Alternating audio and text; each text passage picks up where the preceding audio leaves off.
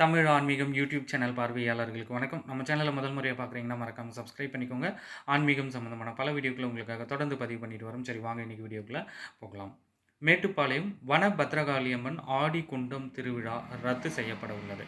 இதற்கான முக்கிய காரணங்கள் குறித்த விவரங்களை நம்ம இப்போ பார்க்கலாம். சேலம் மாவட்டம் மேட்டுப்பாளையம் தேக்கம்பட்டி பவானி ஆற்றங்கரையில் பிரசித்தி பெற்ற வன பத்ரகாளியம்மன் ஆலயம் அமைந்துள்ளது. இந்த ஆலயத்தில் ஆண்டுதோறும் ஆடி மாதத்தில் ஆடி குண்டம் திருவிழா வெகு விமர்சையாக கொண்டாடப்பட்டு வருகிறது. பக்தர்கள் பவானி ஆற்றில் நீராடி குண்டத்தில் இறங்கி தங்களுடைய நேர்த்தி கடனை செலுத்தி வருவது வழக்கம்.